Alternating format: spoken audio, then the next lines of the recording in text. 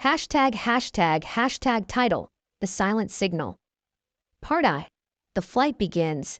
Alex Carter moved swiftly down the aisle of the Boeing 737, his polished shoes squeaking faintly on the narrow carpet. At 29, Alex was a seasoned flight attendant with thousands of hours in the air. Known for his warm demeanor and sharp observational skills, he could calm a crying baby and handle a demanding business traveler with the same ease. The flight from Chicago to Las Vegas was routine, at least. It seemed that way at first.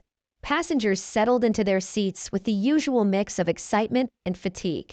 Nothing appeared out of the ordinary. But as Alex helped an elderly woman in row 10 stow her oversized bag, his sharp gaze caught something unusual.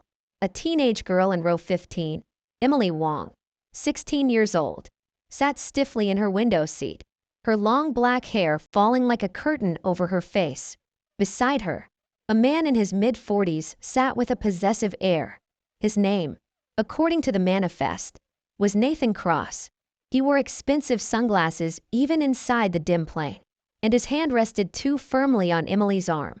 To anyone else, Nathan could have been an uncle traveling with his niece, but something about the scene gnawed at Alex, a faint tension in the girl's posture, the way her eyes darted around nervously, as though looking for an escape.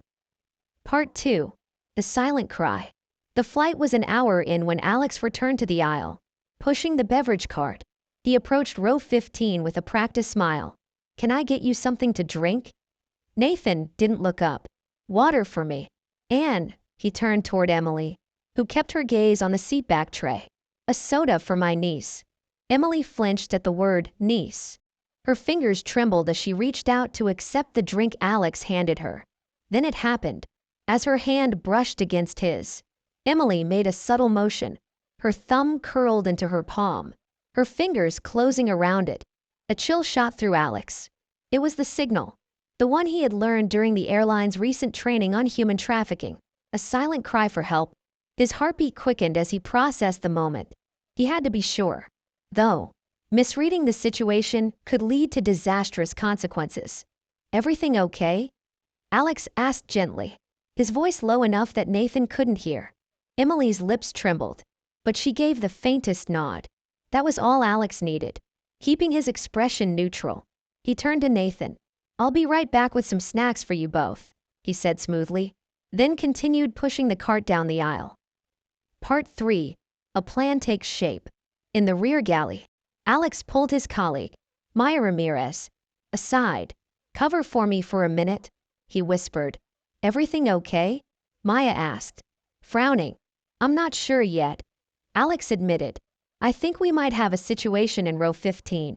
The girl gave me the trafficking signal." Maya's eyes widened. "Are you serious?" "Dead serious. I'm going to notify the captain and contact ground control.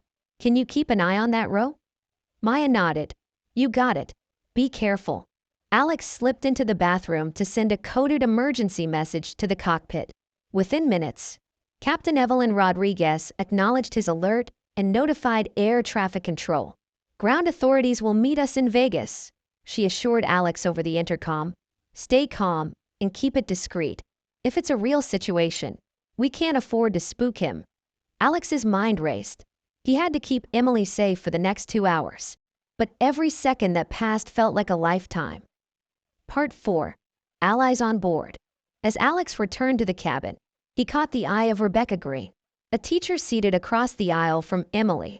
Rebecca, sharp and perceptive from years of working with teens, had been observing the girl since takeoff.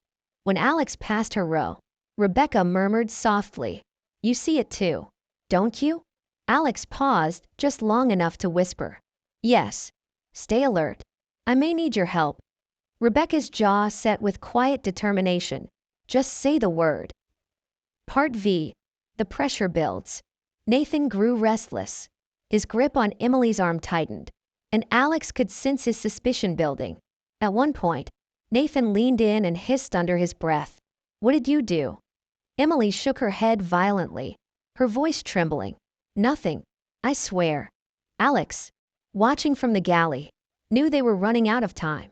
He approached Maya. "We need to act.